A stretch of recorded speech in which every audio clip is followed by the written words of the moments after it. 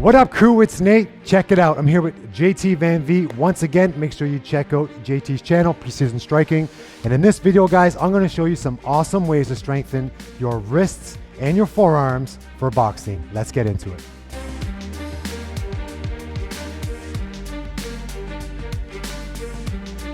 Okay, guys, check it out. Now, a few of you have been asking me over the last few weeks, yo, I keep injuring my wrist. What the hell's going on? You know, how do I strengthen some stuff up? I'm going to show you 3 very effective exercises to help you with that. Now, the thing is, guys, one thing I want you to always be considerate of, and hopefully JT and I will get to a video to do this for you guys, is number 1 is boxing technique.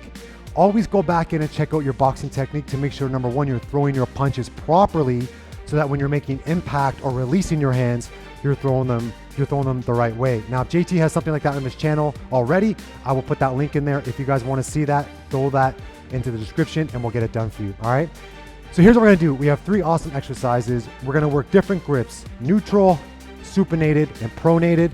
Again, you use all these grips when you're boxing. So we're going to review some exercises in all those positions so that you can basically ironclad your wrists and forearms. Let's get it done. Okay, guys, here we go. So your first exercise, you can see we have just a regular barbell. I threw this in a bumper plate, so you can use this, set this up at any gym. On top, I threw on a 25-pound weight just to give more resistance, and you can see this is a neutral grip. Here's the thing. When you're holding on to this, start off in a position, actually start off here, number 1, 90 degrees. Hold a neutral grip, keep everything locked in, and just turn it. Full range. Keep everything in control. Try not to let everything buckle all over the place. I'll get JT to show you that. So 90 degrees, right, locking that in, and just turn that. That is not easy. For a lot of you guys, this right here will be too much. So you just either just use the bar by itself, right? Now, once you hold that position, here, go back to neutral. Now turn it the other way to the outside. Like that, and just work the forearm, work the wrist, right?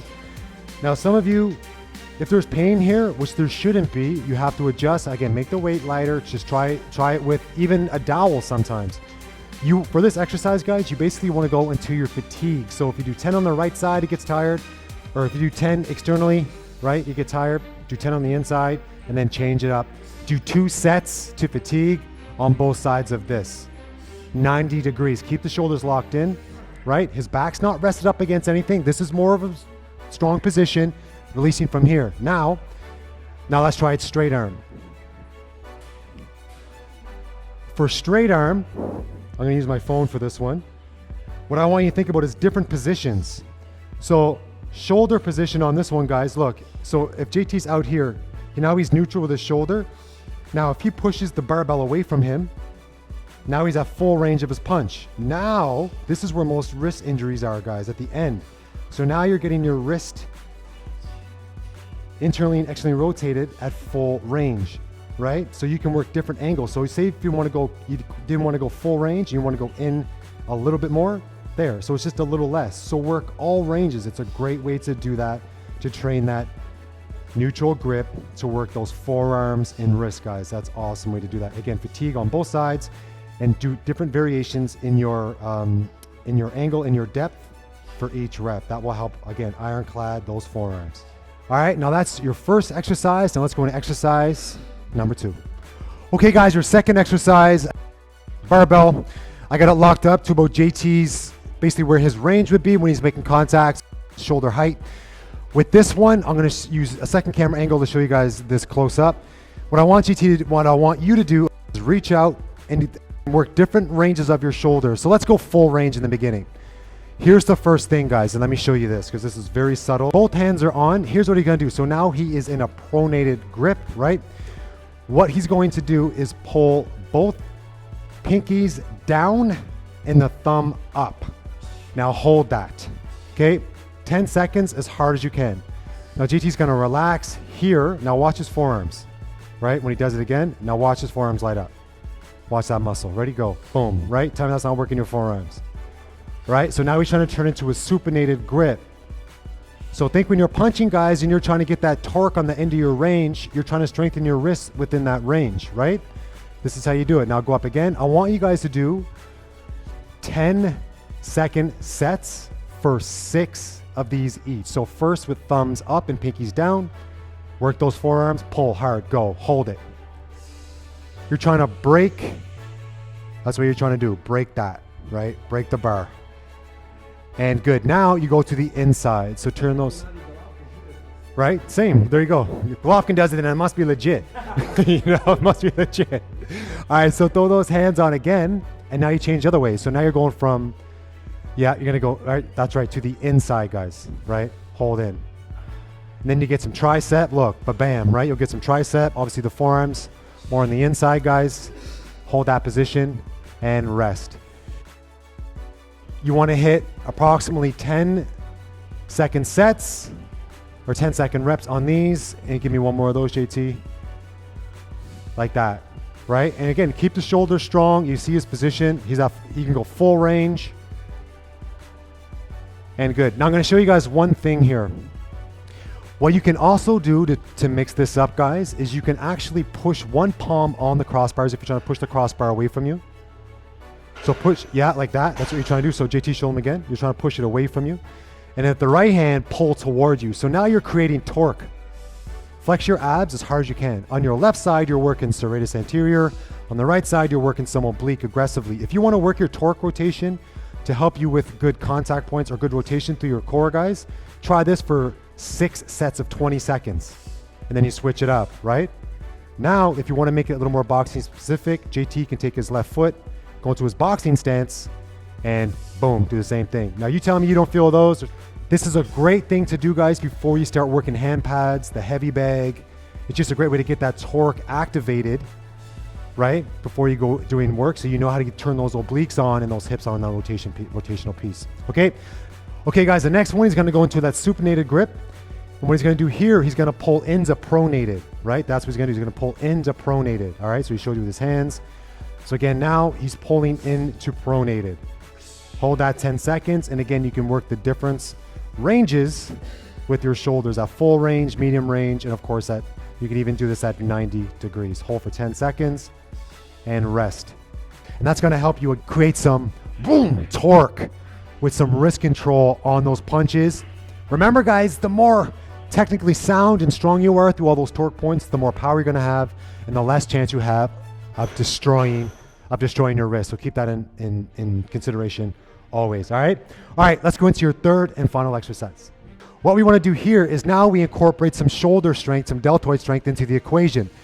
So you can do this at home with a broomstick and a rope if you don't have this. It's ideal to have something a little thicker, guys. So what you can do is you don't have access to like a weighted bar, you can go get a piece of 2-inch PVC pipe, 2 or 3-inch PVC pipe, and that also, and you can tie the rope to that. So you have fatter grip, so you require more farm and shoulder strength to hold the position, right? Okay, so what you do is you hold up, this is a 5-pound weight, hold strong position, and then just roll it. This is old school. This is like 1920s type of deal, right? It's old school, but it works. Some of the old stuff is the best shit, all right? See, pronated grip, hold at the top for half a second, right? Keep the wrist straight at the top, make sure you keep it there. Lock those shoulders in and keep this straight. Now lower it, right? It burns, guys, especially after these two, right? You're gonna feel that one. Hold it, hold it, hold it, hold it, hold it. Keep going, keep going, keep going, keep going, keep going. Don't let the rope, don't let the bar drop, don't let it drop, don't let it drop.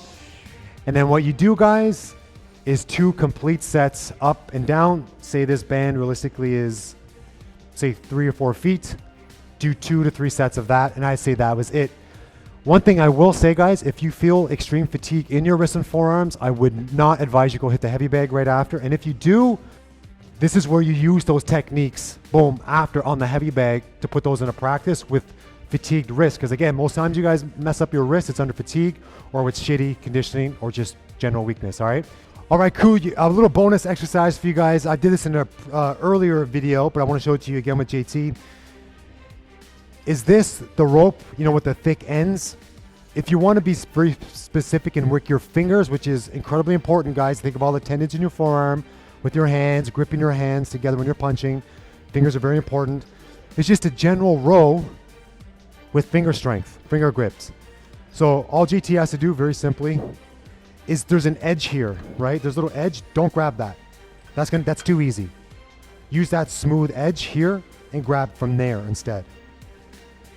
And then just lock the shoulder in and just row, right? Now, the one thing I do want you to do is at the end, stop your shoulder right there and squeeze harder with your fingers at the end range, right? Here, so get a little isometric contraction, pull hard, squeeze, and go for it. It's completely different. Get your nervous system to feel that grip as you're pulling and rowing. But this one, I wouldn't do any more than 10 to 12 reps, and I wouldn't do any more than 3 sets. You're not gonna be able to use a lot of weight, so don't try and be a superhero. And control and hold it at the end. I want a little pause for a full 1 second. Add that as a little bonus grip. Control your shoulder, guys. Don't let it go all over the place as you row. Hold it, squeeze your fingers at the end, and add that as a bonus exercise. All right, guys, so here's what you're gonna do. Each of these exercises, do them exactly how you saw them. So I want the first one, that neutral grip with the barbell. Set it up. If you don't have access to a barbell, use a dowel, a broomstick. Be creative, figure that one out. Get your reps in there. Internally, externally rotating, hold those in position. The second one, you saw JC doing this, pronated, supinated and pronated grip. Pulling here, right? So you get that good rotational piece. Boom, boom, and then simply turning in and out. Yeah, because it makes a lot of sense for people who are boxing. It makes perfect sense. For both of those, you can change your shoulder position, right? 90 degrees, length, short. Also with that one, that push-pull, if you want to work, that torque position to help get the obliques and serratus anterior to fire up to help you with that rotational piece, okay? Try them all, guys. Trust me, they're going to work really well. Then after that, we hit up the dowel piece, working on that up and down piece, the rotation, the old school. We went to the old school with that one. If you don't have access to a heavier weighted dowel, use a broomstick and a rope. You can work that. You don't have to use a weight in the beginning. We used a 5-pound weight. Hit that bad boy for the reps. Everything that I have listed for you guys is in the description. And then lastly, guys, for a bonus, do this one last, is that pull, fat grip pull using the rope. Don't use the edge. Hit that bad boy.